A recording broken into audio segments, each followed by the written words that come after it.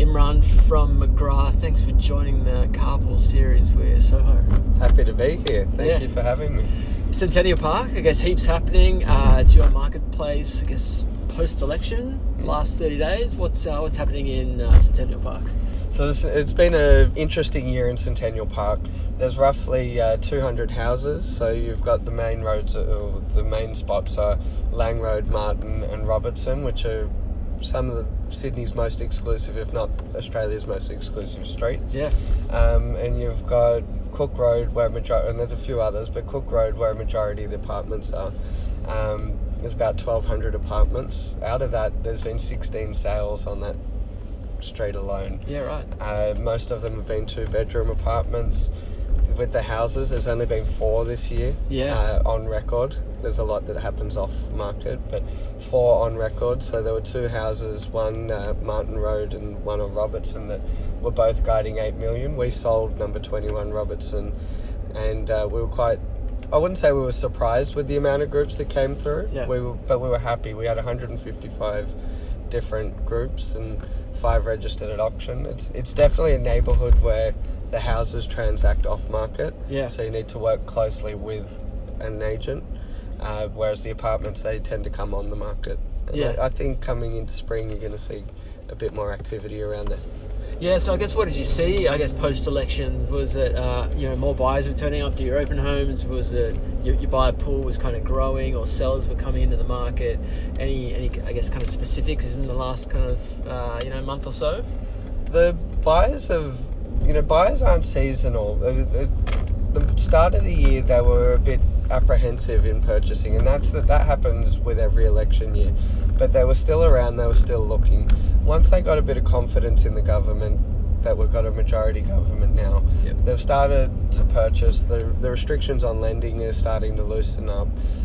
We're starting to see, the numbers were all the same, but we're starting to see more active offers. We're starting to see more people registering for auctions. Yeah.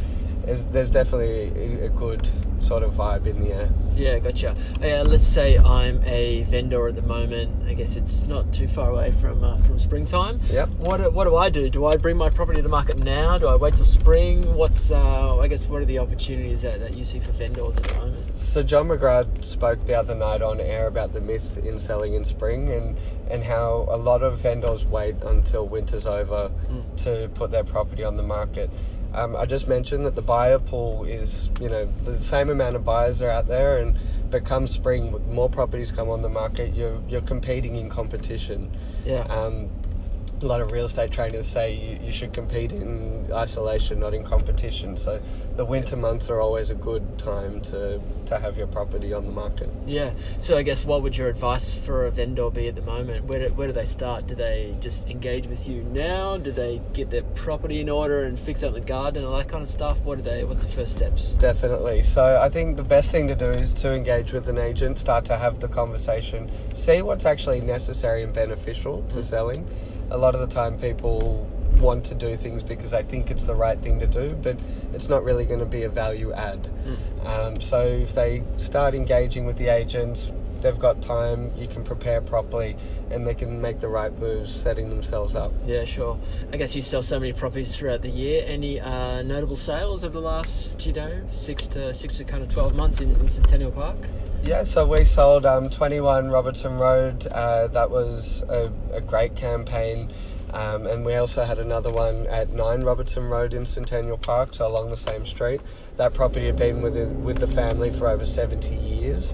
It was a 2-year process bringing that particular one to the market, because we engaged heritage architects and you name it, we did it just to make the sale even easier. It was a heritage property, and we got a DA put on the property to make it easy for the buyers. It's all about, making the property sale as smooth and easy as possible. Yeah, sure. And I guess current listings or anything that you kind of see coming up, anything notable that you want to mention? Yeah, I'm currently working on an amazing warehouse conversion in Surrey Hills with my colleague Walter Burford Williams. That one's pretty special. It's a very high-end, amazing architectural piece renovated out of an old stables, which was then turned into a mechanics for many years. Yeah. And a few properties that we're playing with off market. I shouldn't use use the word playing, but we're working on off market in that Centennial Park, Paddington, Woollahra area. Gotcha. So if I'm a buyer or a seller at the moment, how do I get in contact with you? It's very easy. 0412 332 330. That is or very... look me up on the McGrath website. Imran, thanks for joining the Carpool series with Soho. Thank you. Thank you for having me. Sweet.